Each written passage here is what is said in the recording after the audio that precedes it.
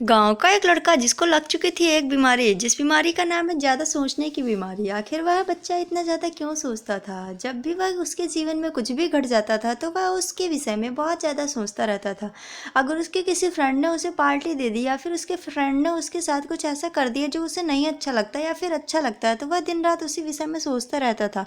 अगर उसके जीवन में बहुत अच्छा घटित होता है तो उस बात पर भी वह बहुत सोचता है, और कुछ गलत भी होता है तो भी उस बात पर वह बहुत ज़्यादा सोचता है। इसी ज़्यादा सोचने की बीमारी से लेकर वह बच्चा बहुत ज़्यादा परेशान रह गया। एक दिन उसने अपने मित्रों के सामने अपनी इस बीमारी को साझा किया और उसने कहा कि मित्र, मैं बहुत ज़्यादा इस बात से परेशान रहता हूँ कि मैं किसी भी बात को बहुत ज़्यादा सोचता हूँ। उसके मित्र ने कहा, चिंता क्यों करते हो, पास में एक जैन भिक्षु आए हुए हैं, उनसे अपनी बीमारी का हल पूछो। वह बच्चा तुरंत जाता है और जैन भिक्षु के आश्रम में जैसे ही वह अंदर जाता है तो वह जैन भिक्षु को सामने देखता है। वह उन्हें प्रणाम करता है और कहता है, हे जैन भिक्षु, मैं आज आपके सामने एक बीमारी का हल लेकर आया, एक बीमारी के विषय में जानने के लिए आया हूँ। तभी जैन भिक्षु कहते हैं, हाँ बताओ क्या है।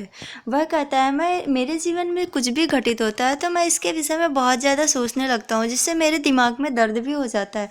तो मुझे बताइए मैं इसके लिए क्या करूँ। तभी वहाँ से जैन भिक्षु उठकर आश्रम के अंदर चले जाते हैं। वह बच्चा थोड़ी देर के लिए तो परेशान हो जाता है कि आखिर यह अंदर क्यों चले गए, लेकिन फिर जैसे ही वह जैन भिक्षु को वापस आश्रम से बाहर आते हुए देखता है तो वह खुश हो जाता है। और जैन भिक्षु जाते तो खाली हाथ है, लेकिन जब वह वापस आते हैं तो वह मिट्टी के एक ग्लास में पानी भरकर लेकर आते हैं और वहीं पर आकर खड़े हो जाते हैं और उस बच्चे से कहते हैं कि आखिर तुम यह मुझे बताओ कि अगर मैं इस ग्लास को लेकर 2 मिनट के लिए खड़े रहूँगा तो क्या होगा। उसने कहा, कुछ नहीं, बस आप खड़े ही रह जाएंगे, और क्या होने वाला है। फिर उन्होंने कहा, अगर मैं इस ग्लास को 2 घंटे लेकर यहीं पे खड़ा रहूं तो क्या होगा। उसने कहा कि आपके हाथों में थोड़ा सा दर्द हो सकता है।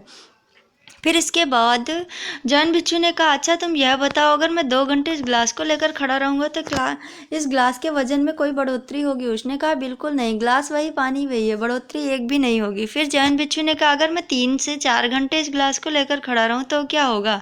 तभी उस बच्चे ने कहा कि आपके हाथ में दर्द होने के साथ साथ आपकी कलाइयों और आपके हाथ के अन्य पार्टों में भी दर्द हो सकता है। तभी जैन भिक्षु ने कहा, अगर मैं इसको 5 से 6 घंटे तक लेकर खड़ा रहूं क्या इसके वजन में बढ़ोतरी होगी। उसने कहा, बिल्कुल नहीं होगी।